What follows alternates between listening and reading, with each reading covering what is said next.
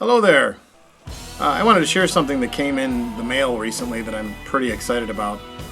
This is the Genesis 1970 to 1975 box set. 5 LPs, 6 discs of Genesis material, basically the 5 studio albums that this band put out between 1970 and 1975. All collected here.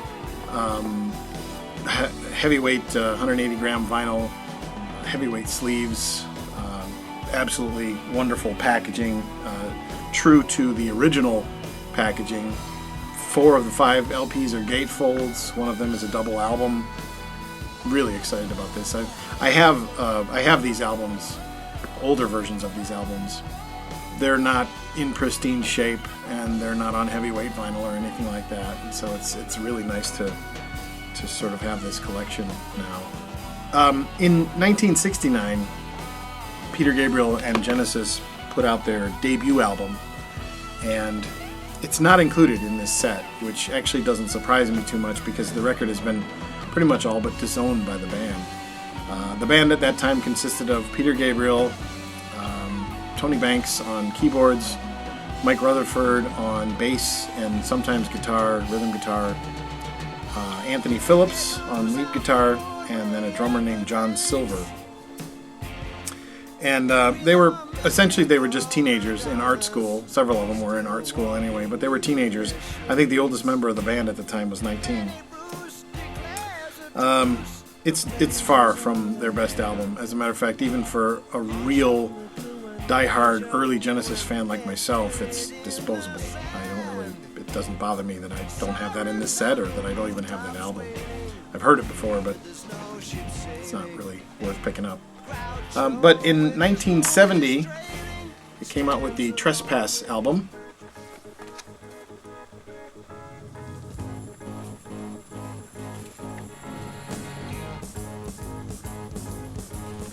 Trespass it's a little bit spotty. It's certainly not their best album. There is one song on here that's really, really a cool song. It ends side 2. It's called The Knife, probably my favorite song from the entire album. And if you notice on the cover here, there is a slash through here and a knife, as if someone had taken what was the picture for the cover art and slashed it with a knife. Obviously a reference to the song The Knife that's contained within. It certainly does not show the band at their finest hour, but it is an album that shows some definite potential for where they were going, and gives you hints of the kind of prog rock band that was to come. So again, it's Trespass from Genesis, 1970. 1971, they released Nursery Crime. And again, this one's a gatefold.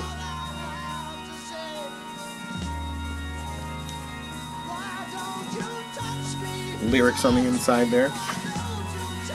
Nursery Crime was definitely a much more solid album than Trespass was. A couple songs on here that are definitely worth hearing. One is the Musical Box. Musical Box is probably their first really, really good progressive art rock song. There are a couple others in here that are definitely great songs. There's Fountain of Salmacis and Return of the Giant Hogweed, all of which sort of not only allowing the band to stretch a little bit, but also showing what kind of talent Gabriel had as a songwriter.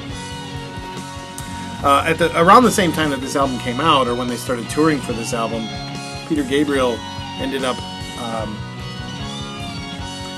developing one of the things that he was pretty well known for over the portion of his career with Genesis, and that is his storytelling between songs, sometimes very lengthy stories that he would tell between songs in order to set up the music that they were playing, the songs that they were playing. And in addition to that, his stage costumes. So then came Foxtrot. It was their 1972 release. And Foxtrot, as far as I'm concerned, even to this day, is still a very, very solid Genesis album. It's the B-side of this album, first of all, is the song Supper's Ready. The whole side is Supper's Ready. So this is their first attempt at a very lengthy concept piece. And it's smart, it's complex, it's humorous, it's weird at times. Listening to this song from start to finish, it's every bit as exciting as a really good short story that you could read. Just a fantastic concept piece. As far as I'm concerned, to this day, that's one of Peter Gabriel era Genesis highlights, one of their best songs. There were other songs on here that are really worth noting. Watcher of the Skies and Get 'Em Out by Friday both showed that Genesis could rock. So this band was, for the most part, it was considered a sort of an artsy prog rock, sit down and listen with your headphones kind of thing. But both Get 'Em Out by Friday and Watcher of the Skies are rockers.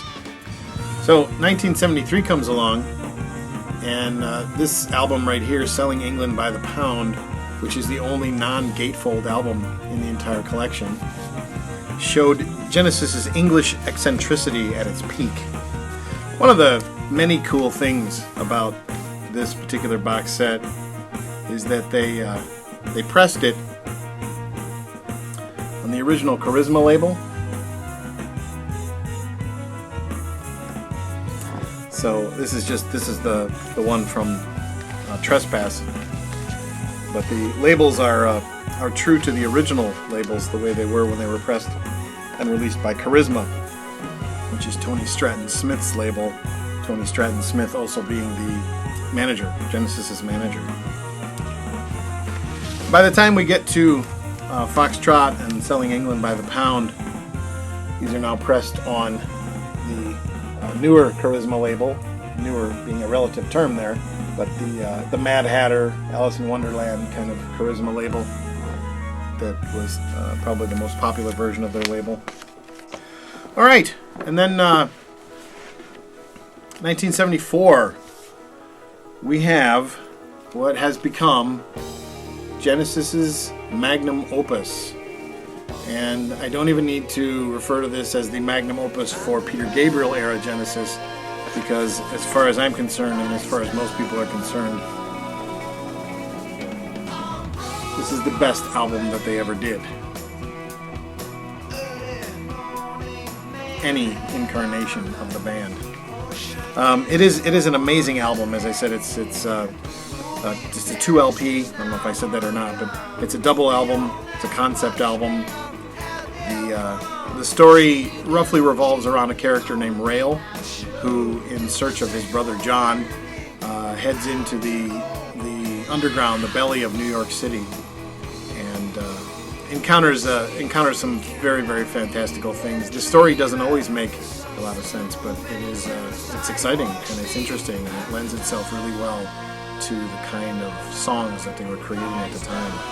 So start to finish, definite awesome concept album here.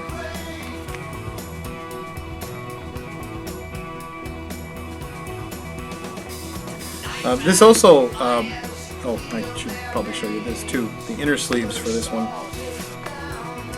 The lyrics, both inner sleeves have lyrics on them.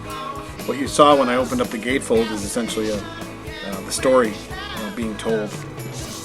It did put the band on the verge of commercial breakthrough, and it was looking more and more and more like Peter Gabriel's band as opposed to a collective. And everyone was uncomfortable with that, including Peter Gabriel. And so this album came out in sort of late 1974, and Peter Gabriel had announced his departure from the band by the spring of 1975. And that closed the door on that particular era of Genesis. But again, I recommend this album. I can't recommend this album enough. If you only own one Genesis album, if you only choose to buy one Genesis album, if you're a fan of prog rock, art rock, storytelling, any manner of those sorts of things, this is a must-have.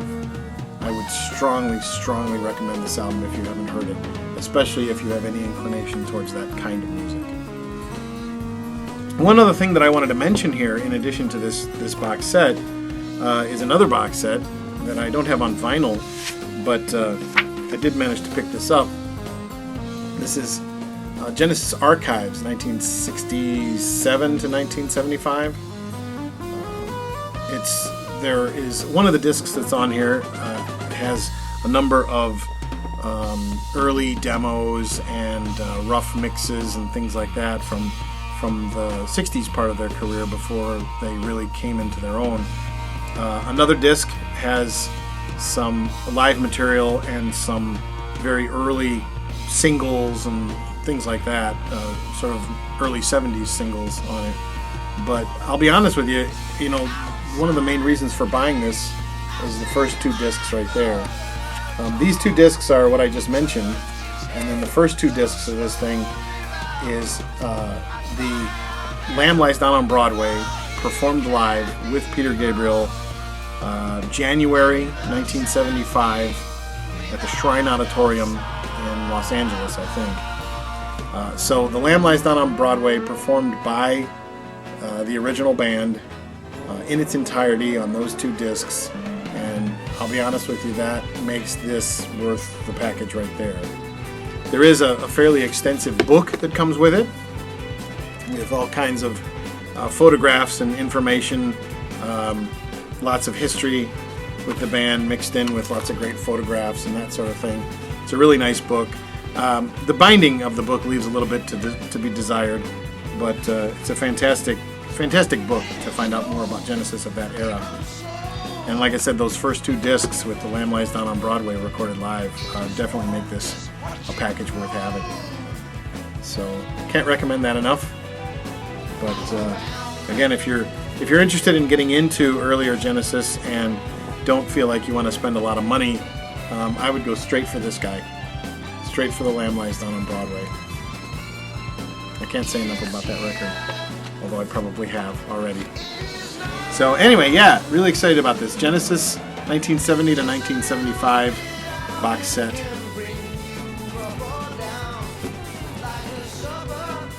Really happy to have this in the collection.